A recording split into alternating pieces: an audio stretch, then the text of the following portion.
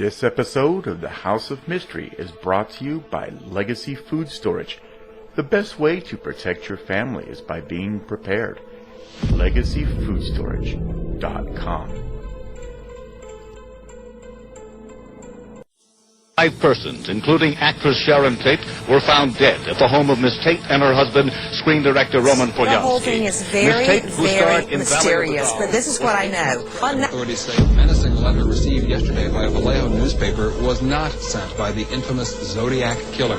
Betsy Gebhardt has details. That Area 51, the secret Air Force base in Nevada, actually exists.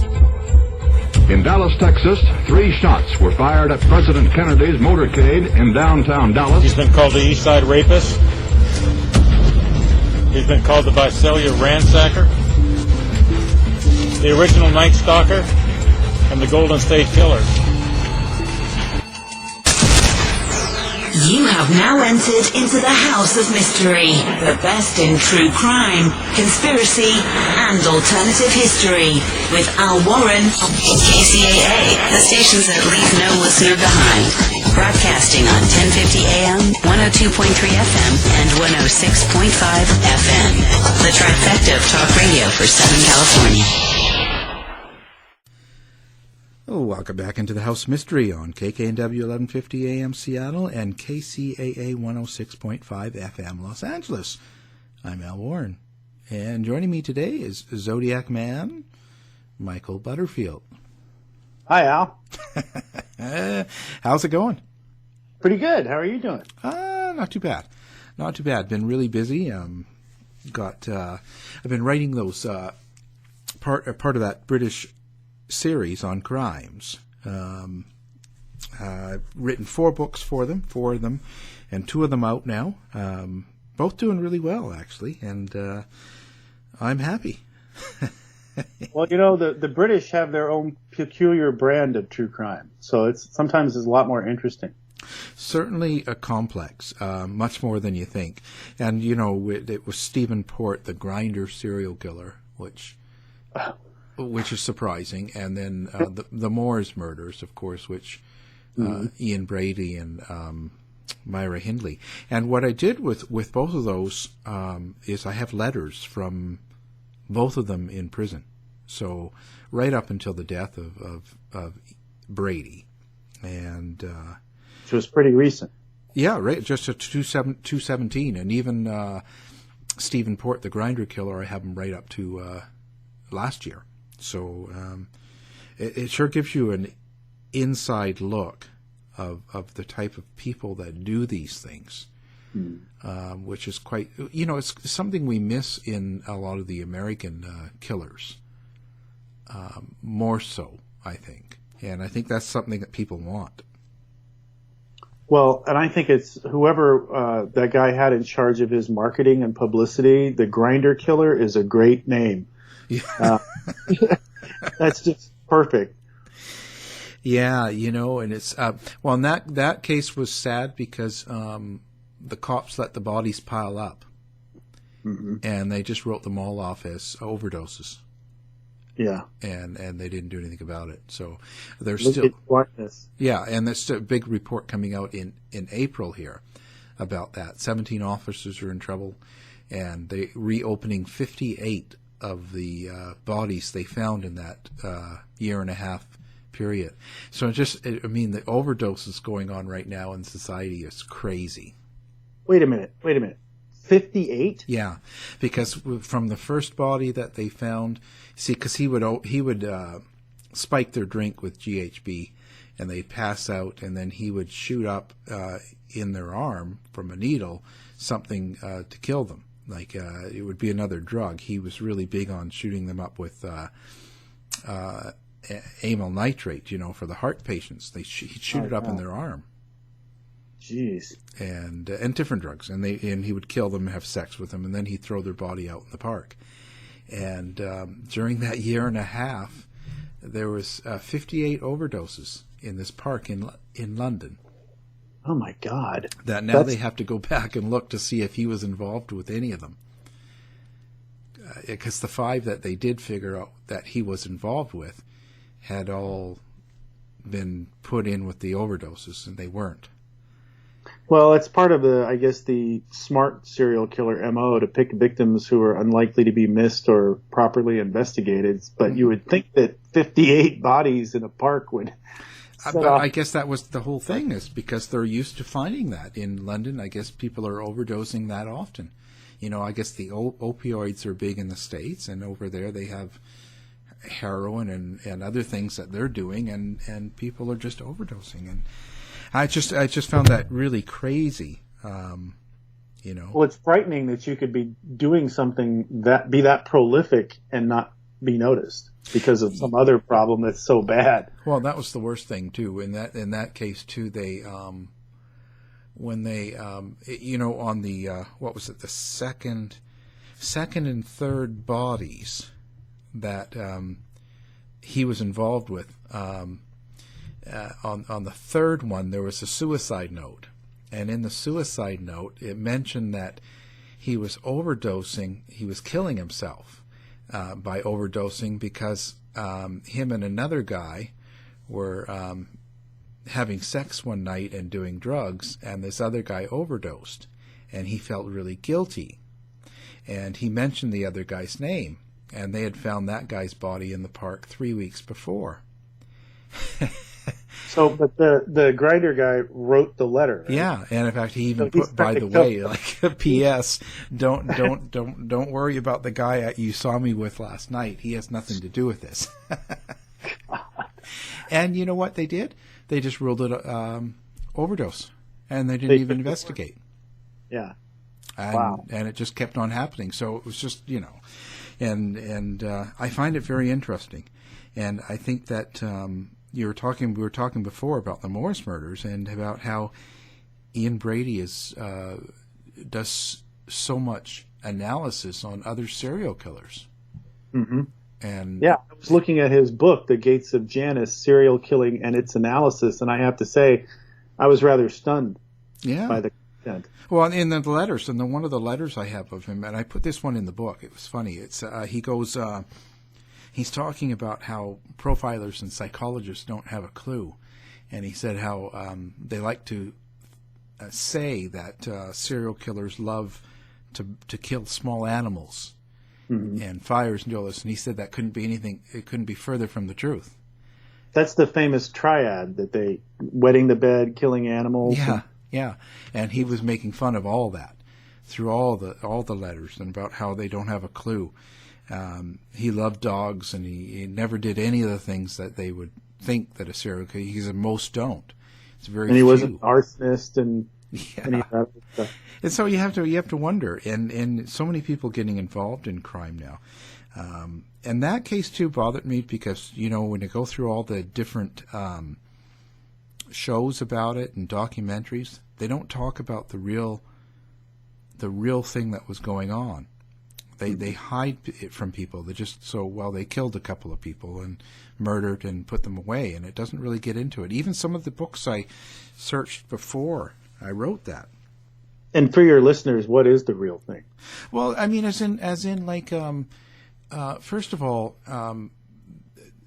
they would go out hunting for children. Yeah. And they would, Myra, the girl, the girlfriend, he would send her.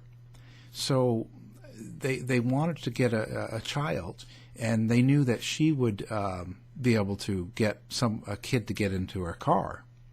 Mm-hmm. A nice woman would offer something. And the thing is, they would attack the child, but what they were doing is they were getting men for him, like boys. He would rape and kill them. And then they took a couple of girls. She would rape and kill the girls. Mm-hmm. But see, they kept all of that from all the documentaries. All they said was that they killed these 5 kids or whatever it was at the end, and they didn't get into any of that stuff. And they didn't get into how they were really both homosexual in their own ways. And in fact, Myra Hindley ended up having an affair with a female guard in prison, and the female guard tried to break her out. Jeez. And that female guard got put away for 6 years for doing this. There's just so many things. For some reason, in the 60s, they wanted to keep the gay thing out of the whole crime. Yeah. And I can't figure that out. Well, it has something to do with the way that the British and the Americans look at these things. We get really squirrely about the sex stuff here, but we still it's okay to merge them with sex and violence. But over there, they like to keep their sex and violence separated. Yeah, be more proper about it. Yeah, I guess, and maybe I don't know. It still baffles me the real reasoning of why they were keeping it secret, and yet it's so available in the court records and the documents, everything that they did.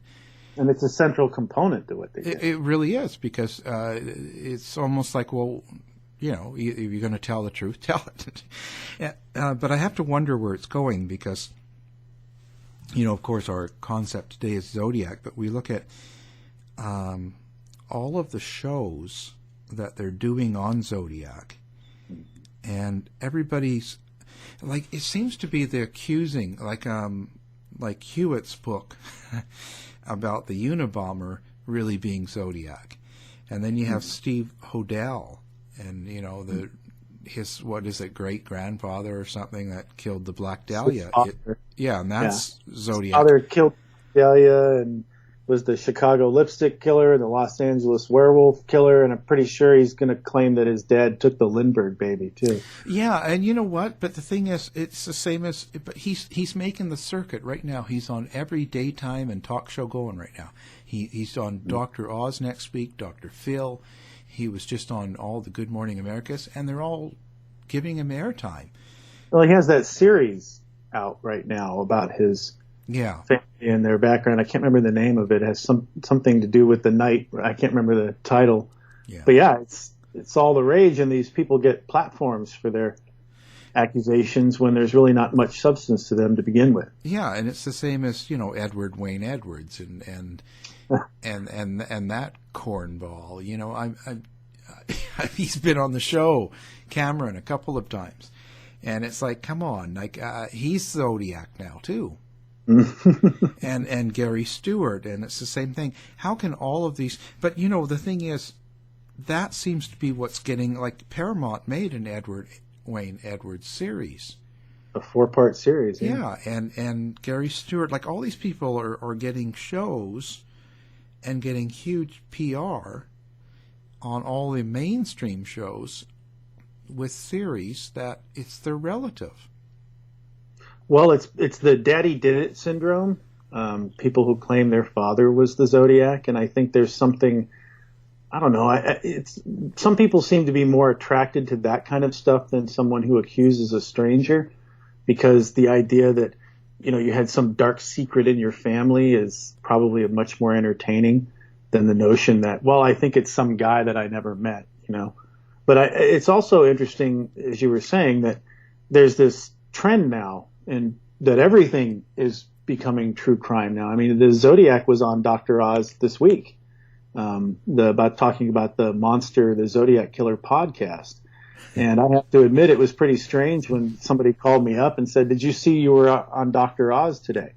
And I went and watched the clip, and they were playing a clip of the podcast with me talking on there. And Dr. Oz is usually a show about, how to deal with your medical problems and things like that. But now, because he's a doctor, they're going for the forensic route and turning that into true crime. And true crime is popping up everywhere. And when I was a kid and I was interested in true crime, people thought you were weird. And now it's almost that they think you're weird if you're not interested in true crime. The things have switched 180 degrees now to the point where true crime is mainstream. And I think there's a good part of that in the sense that, a lot of cases that, because they need material all the time, a lot of cases that don't get a lot of attention might get some, coverage on a podcast or a television show. But at the same time, because they have to have constant supply of content, a lot of bad stuff gets through. And that's why you see a lot of these shows about people who are claiming to have solved a case and yet don't really have any credible evidence to support that claim in the first place. Yeah, and that's the biggest problem I have with it. It's you can really name anybody in your family or anybody you know, and but without evidence, and you'll be on a 4-part series. Well, I've often thought that if I wrote a book accusing Kermit the Frog, I could probably get a publisher and a TV show pretty quick. Yeah, and you'll be on Alex Jones. Like the globalist, Antichrist, Kermit the Frog. Well, there is that huge, ridiculous conspiracy theory about the Zodiac. Besides the silly conspiracy theories about satanic cults or the Manson family and stuff like that, there's now the theory that the Zodiac crimes were actually a hoax that were perpetrated by reporters or policemen or whatever to cover up the child sex ring that Hillary Clinton was running out of a pizza restaurant in San Francisco, and all of it's amazing how these conspiracy theories have all become lumped into one thing now.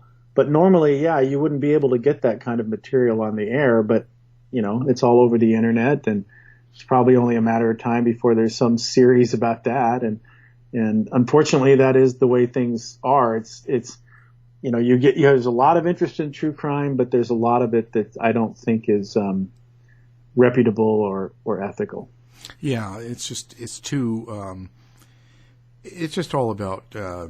It's just salacious, right? It's just about something you can sell, because none of these stories are credible. I mean, there's no evidence. And I don't think a lot of the media would know what to do with someone who had credible evidence, because that isn't how they judge material. It's whether or not it's sensational or salacious, and people will be attracted to it, or it's entertaining.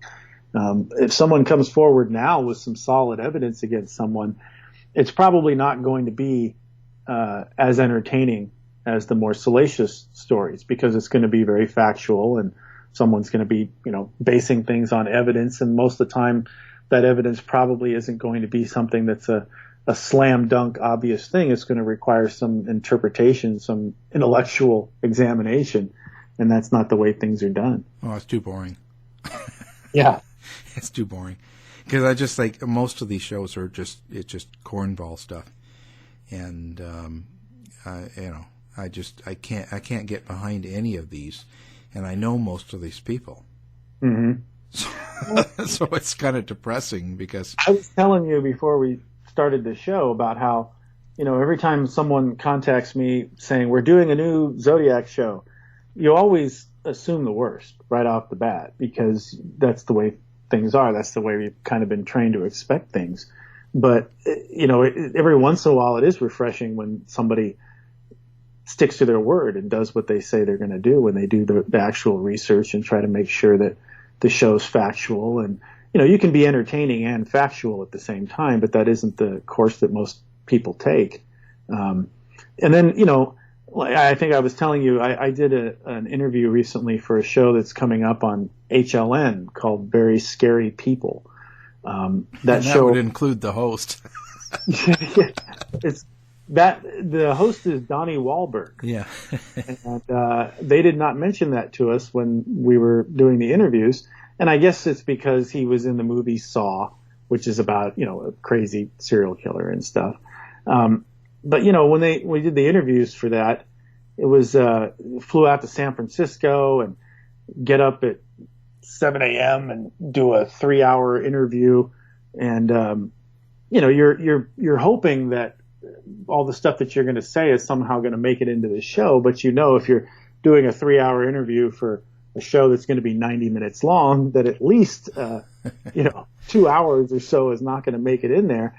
But it's nerve-wracking sometimes. And I remember doing that. I couldn't sleep the night before in the hotel, because it was one of those hotels where the air conditioning and everything was silent. And I'm one of those people that has to have a fan, or you need the noise. Yeah. And I couldn't sleep before that. And then I had to get up and do the interview. And, even though I know that a lot of these shows that they're more entertainment than information, I still try to do my best. And it's really difficult sometimes, especially in that situation. I remember, after about 2.5 hours of the interview, I was starting to fade a little bit. And they asked me a question. They said, so what is it that links all of these Zodiac crimes together?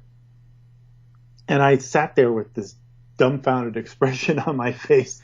I was like, well, and I had already written a thing discussing all this, but I just couldn't remember any of it while we were talking.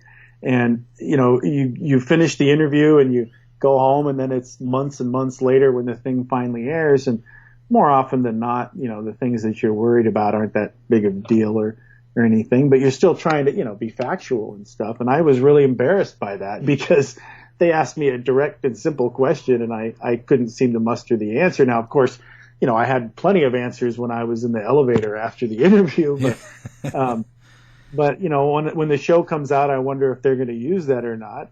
It certainly would make me look foolish if that's their point. But, I think, you do these interviews and a lot of podcasts and things, and you're aware that it's entertaining, but at the same time, there's other people out there who want to hear a really good story and want to hear some facts. So you're trying to make sure that you get that in there as well. And well, I think we're one of the few fact finders. Our show has stayed to having people on that present something, and that's what we talk about. We don't create a scenario or a script.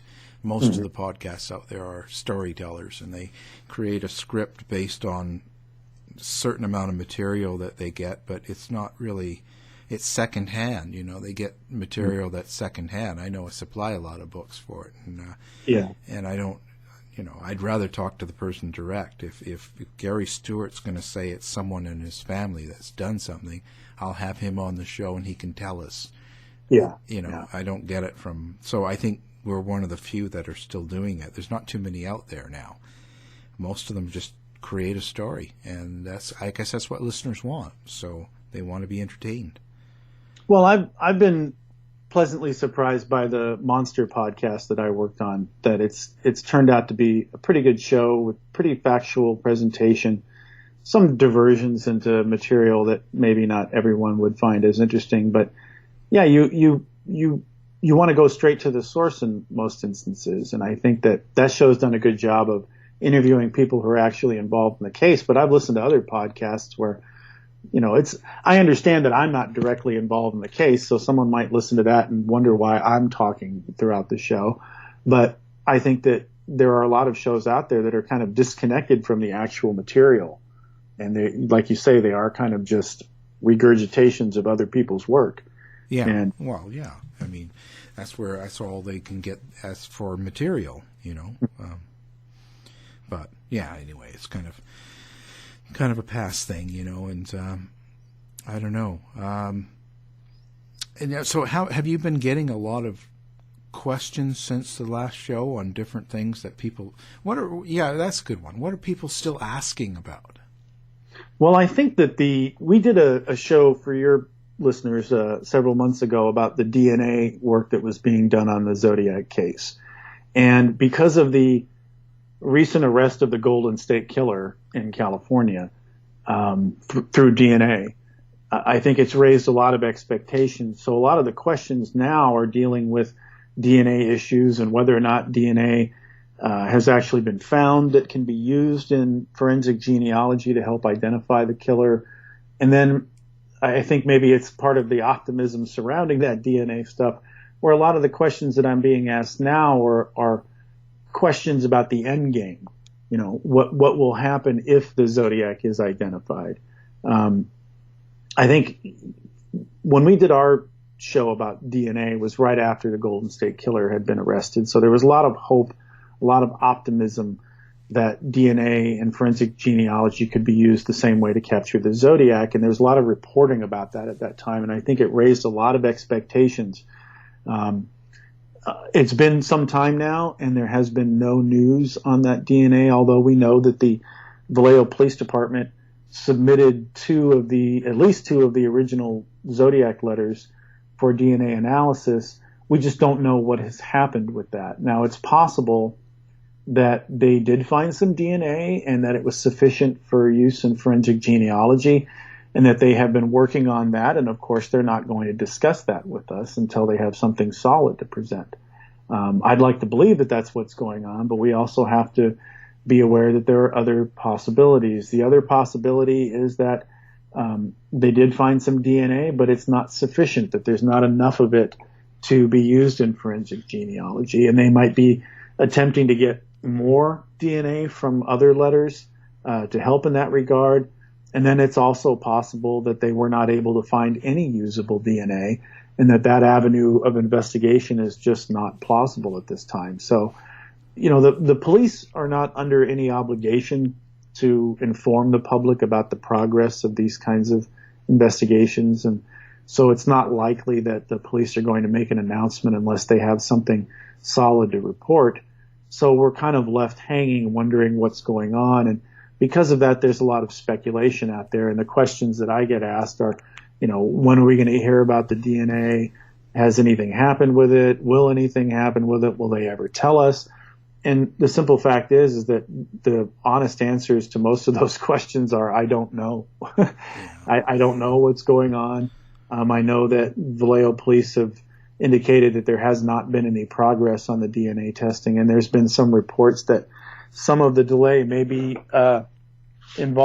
may have something to do with their budget and their lack of funds at this time. But I try to be optimistic. I'd like to think that the investigators are doing whatever can be done, and that there is DNA available on any of those suspected Zodiac communications, that they will be doing whatever is necessary and possible to track that down and do as much work as they can.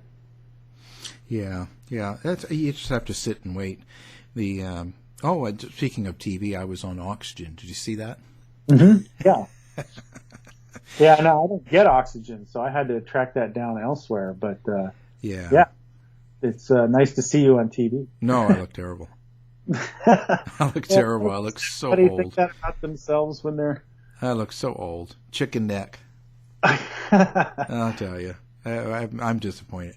That was 3 days with them too, Mm-hmm. And they used bits and pieces throughout the whole show, but so they, you spend a lot of hours doing that, and they only used bits and pieces. Now, did they make you wear the same shirt every day so you look the same on the screen? Yeah, and in fact, they chose that shirt. That's not what I would wear. That was I'm serious. That was the most... I know. I know. When freaky. I show up to interviews, I bring a couple of different shirts. I did. They turned them all down. Really? Yeah. They said, it's funny because the producer said, no black, no white, and no wild patterns. And so I brought just blue shirts, polo shirts, just basic, nothing weird going on.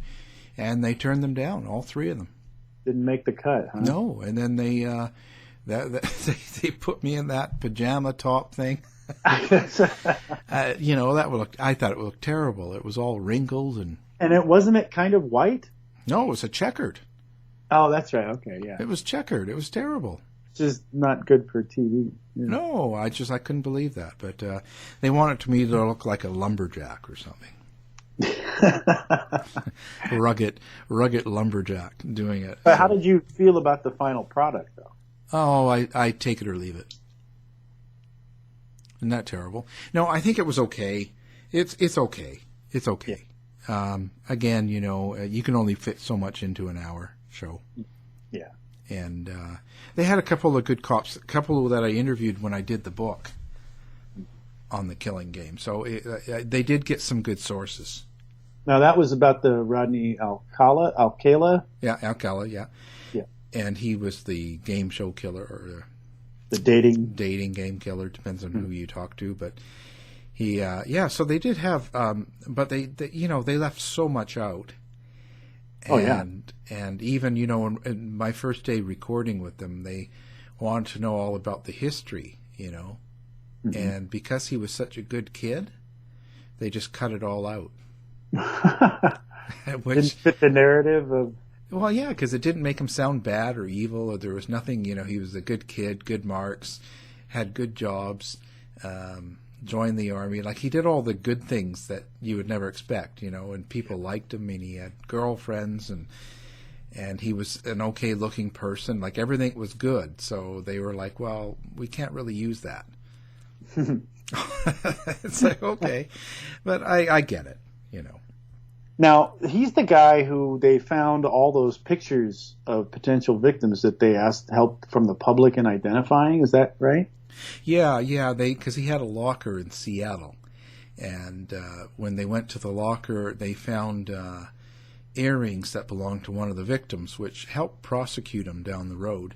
And they found a lot of other pieces of jewelry and things that belonged to probably victims, and then they found well over 1,100 pictures.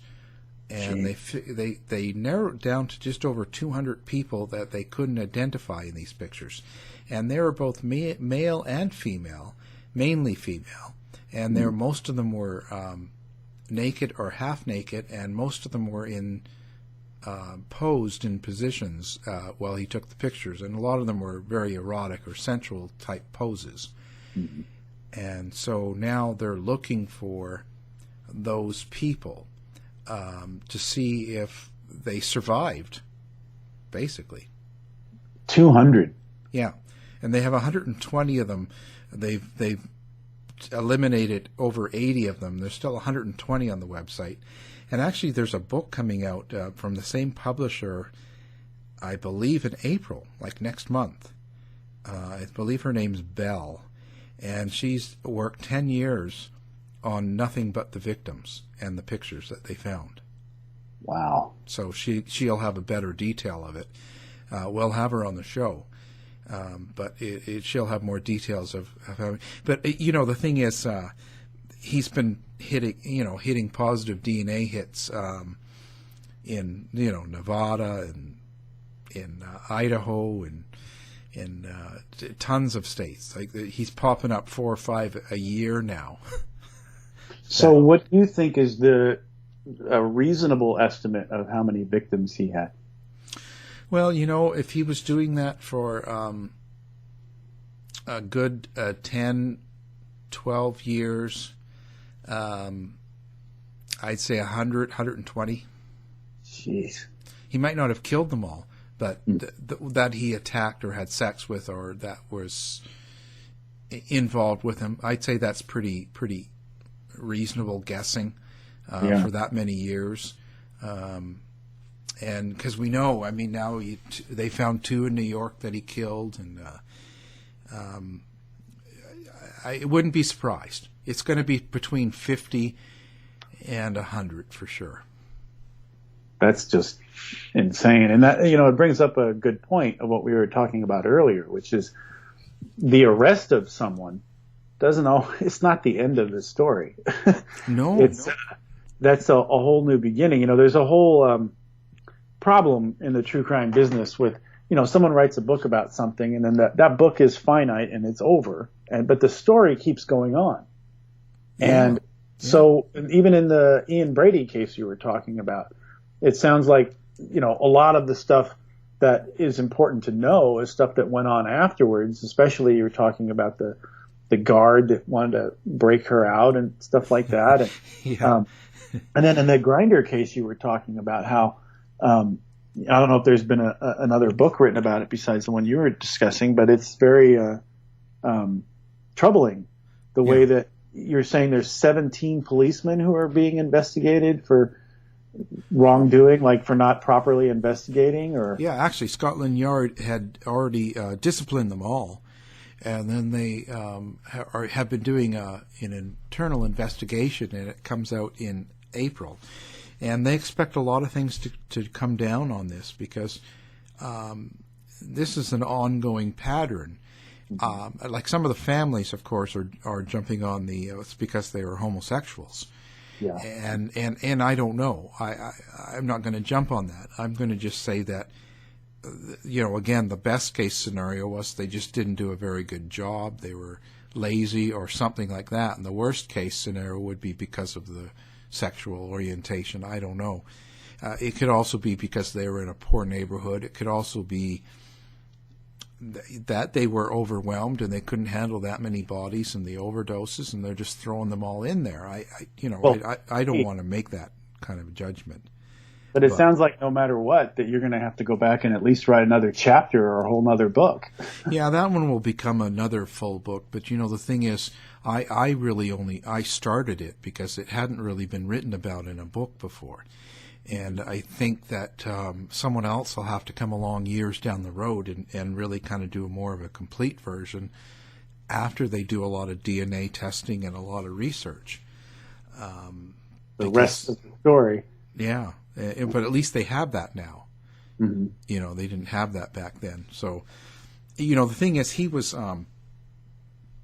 setting up parties on Grindr. And that's a very big thing in London. Mm-hmm.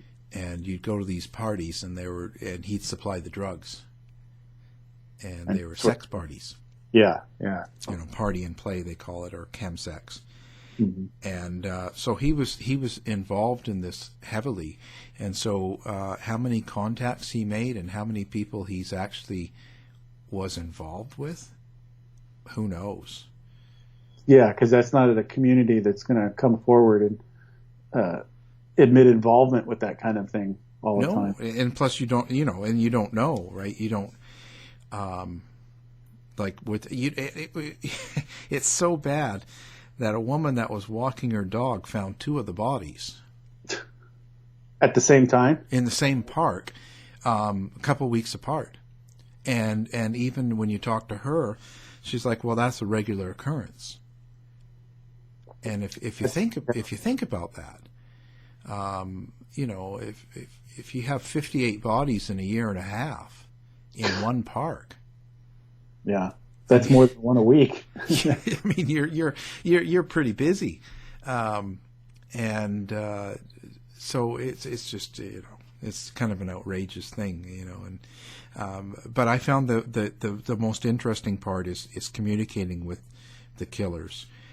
Because, not that I'm turned on by that, but I'm just mean that you get a lot of insight that you don't get in a lot of other mediums. You know what I mean? Well, that's what everybody wants at the end of the day. I mean, that's what they want with Zodiac and the Golden State Killer. You want to hear them tell us why they did it, or at the very least, we want to hear them, you know, explain themselves in some way. And I think it's interesting that something like with the Golden State Killer, his arrest was just the beginning, because then this whole other story emerged.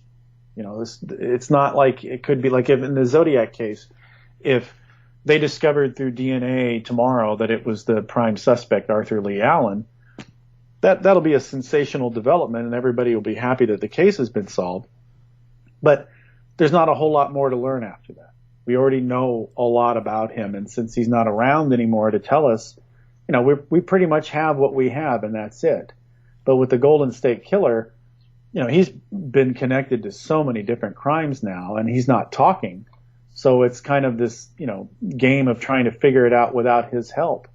But I think what everybody's hoping for is to get a sit down with the serial killer and say, hey, what was this all about? Why did you do this? You know, what was going on with you? And there's some killers, like the BTK Strangler, Dennis Rader, or Gary Ridgway, the Green River Killer, who are more than happy to talk about what they did. And then there's people like Joseph D'Angelo, the suspected Golden State Killer, who's clammed up and is not going to say a word. And I've been asked a lot of questions about that regarding Zodiac lately, that if the Zodiac was captured today, do you think that he would confess like BTK and the Green River Killer, or do you think he would deny it like the Golden State Killer? And I don't know. I'd love to think that he would be forthcoming and answer all of our questions, but somehow I think that's unlikely, especially given the fact that with the Golden State Killer, you know, one of the reasons he's not talking is because he's suspected of a certain amount of crimes, but it's not going to help him to say, oh yeah, and I did all these other ones too. And with the Zodiac, you know, if they are fortunate enough to identify him through DNA or something, that's going to be a very hairy situation trying to connect him to the actual crimes, because the letters in the Zodiac case are linked to the crimes because in a couple of instances, the Zodiac sent a piece of a victim's shirt in the mail with a letter, and that's a distinct and definitive link between the killings and the writing.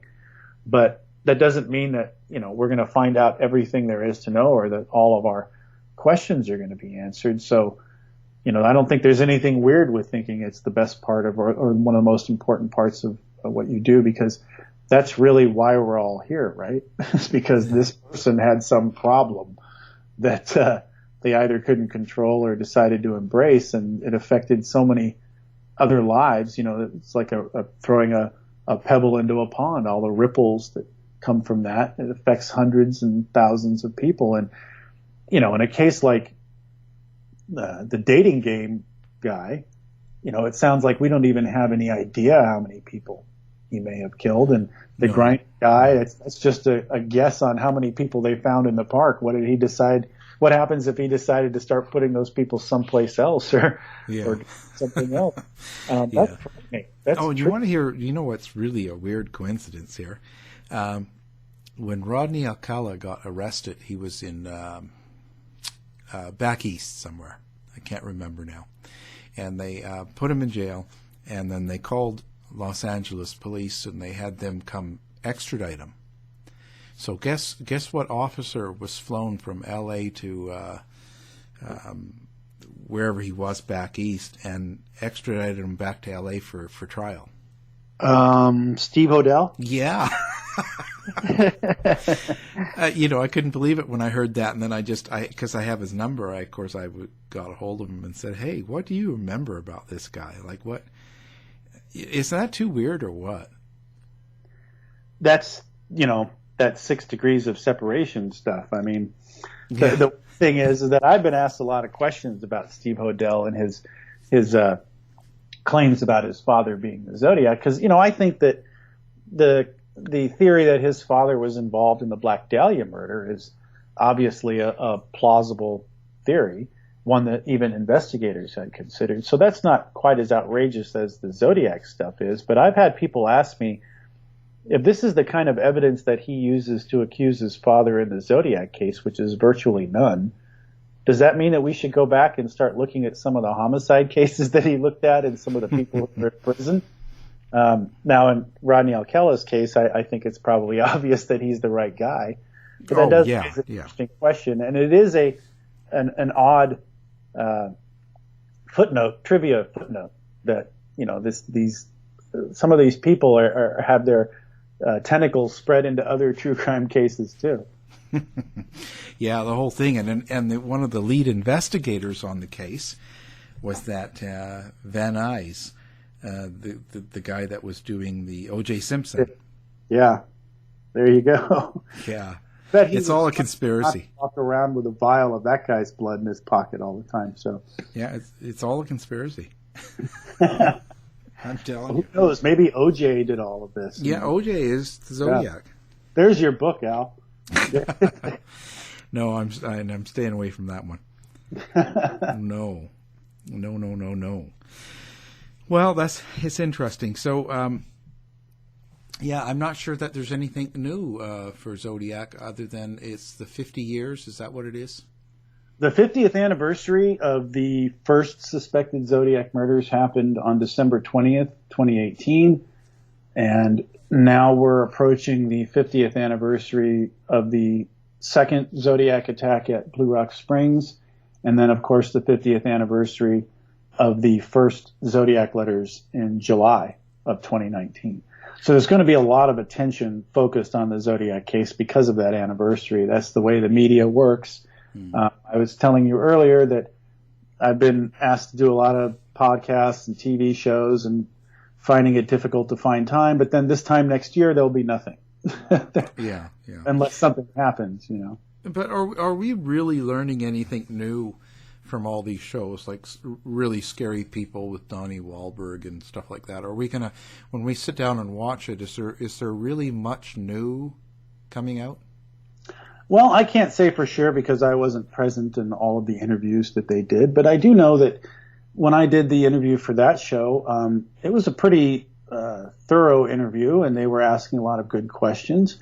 And I know that some producers, like the people who did the Monster podcast, they reached out to people who have not spoken in public before, or people who are genuinely tight-lipped about things over time. And so I think that while it's unlikely that you're going to learn anything groundbreaking and new from any of these shows, because there's just not that much more to find out, at least that we know of. I think most of these things are going to be more entertaining retrospectives, and they might be interesting and entertaining, but I doubt that there's going to be some smoking gun in any of them that's going to change the case or your perception of the case drastically. It's part of the process. I remember years ago, 10 years ago, when I did the show Mystery Quest, and Ken Narlow, one of the original investigators in the case, he was going through chemotherapy treatment for cancer and interrupted his treatment to come out to Lake Berryessa and do the show with us. And I remember thanking him profusely for making the effort and taking the time. And he said, well, one of the reasons I do these things is because I'm hoping that somebody out there is going to be watching this, and maybe they have some information that could help the case, and this show might prompt them to come forward.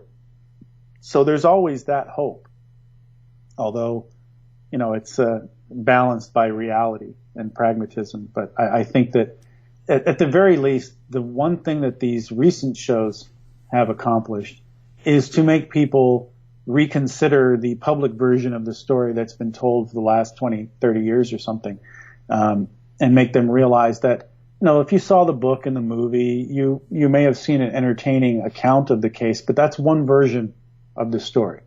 It's not the true story. So some of these newer shows have recognized that and try to talk about the case from this other perspective, that it is unsolved. And there is a lot more to this story to be told than what you may have heard in the book or the movie.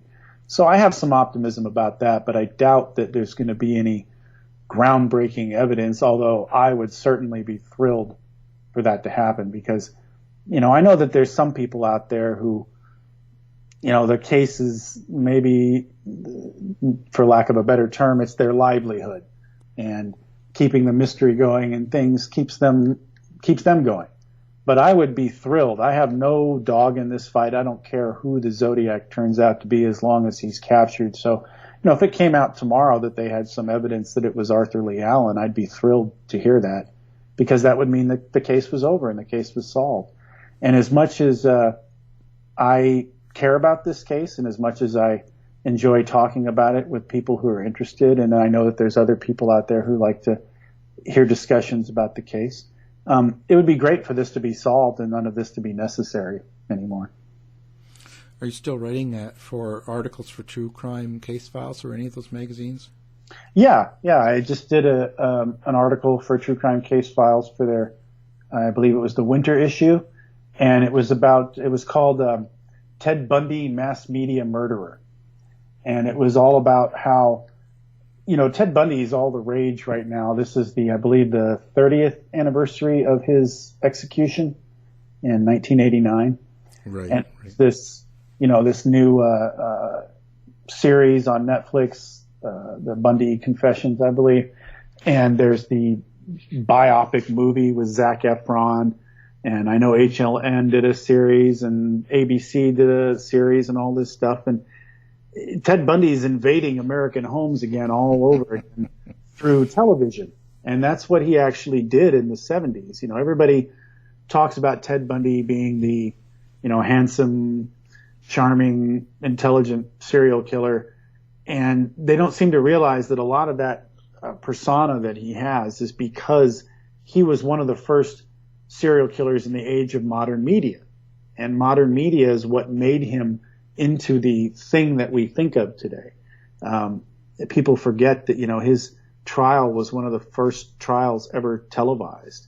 That he was on television almost every night giving interviews when he was first arrested in Utah and things. And of course, in the television interviews he did later on, especially the last one he did just before he was executed, where he was with James Dobson, the guy from Focus on the Family, and he used that as an opportunity to blame pornography for everything, when in reality, people who are familiar with his case know that for Ted Bundy, pornography was True Detective magazine, the very magazine that Ann Rule used to write for under the name Andy Stack.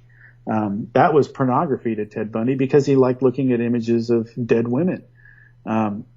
But the idea of Ted Bundy, the persona that he has in American pop culture is totally based on television, and that gets overlooked a lot. So I thought I would write a little bit about that, especially now that, once again, Ted Bundy is being portrayed by someone who's viewed by society as sexy and good looking and everything. And, before it was Carrie Elways played him in The Riverman, and then it was, I think, Billy Campbell in the Anne Rule story. Before that, it was Mark Harmon, the sexiest man alive for People magazine. Maybe it's because I'm a man. I don't know. I've never looked at Ted Bundy and considered him to be handsome or good looking. To me, he always looked like who he is. He looks like a pervert. But I know that this fascination that people have with him is largely based on his image as some kind of sex symbol. And that's really disturbing in many ways, especially considering the fact that here we are 30 years later and that hasn't seemed to change much.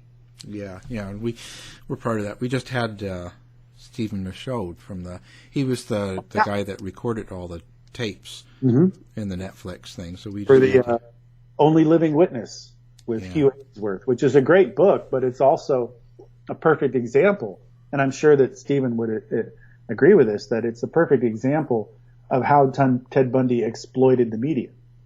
These guys say, we're writing a book about your case and we'd like to talk to you.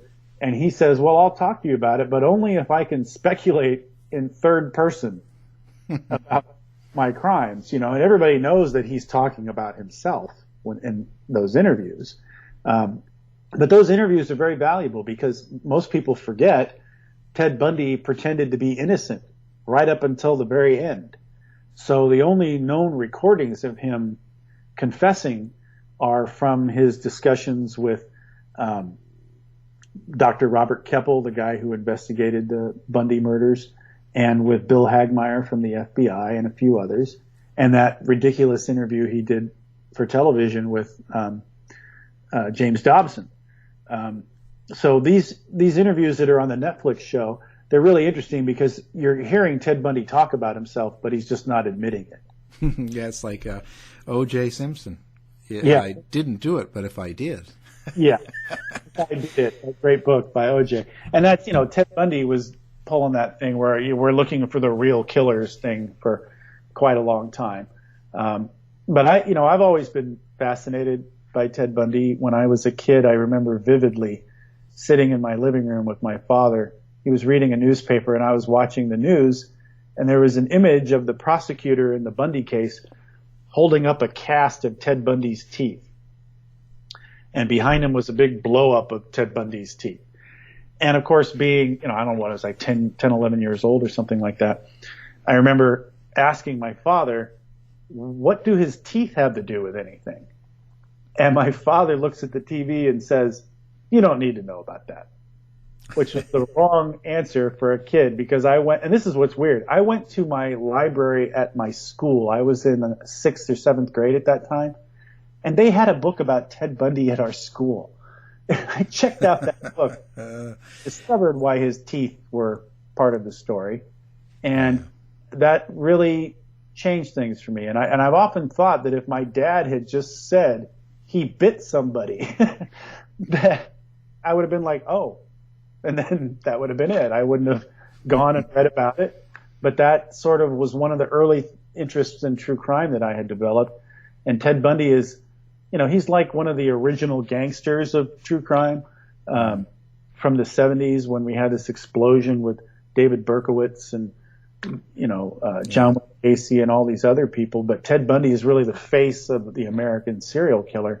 And I think that so much of his story is overlooked because people want to focus on this idea that he was a sexy, brilliant criminal, when in reality he was kind of an idiot.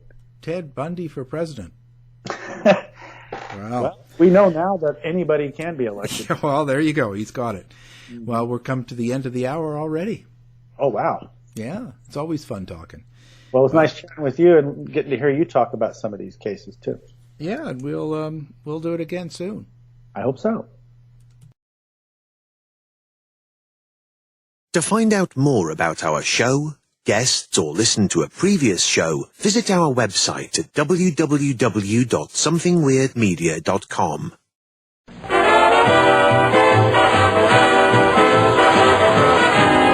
The mission has been completed. The end! By George, he's got it! It is the end! I'll see you. If you're lying to me, I'll be back.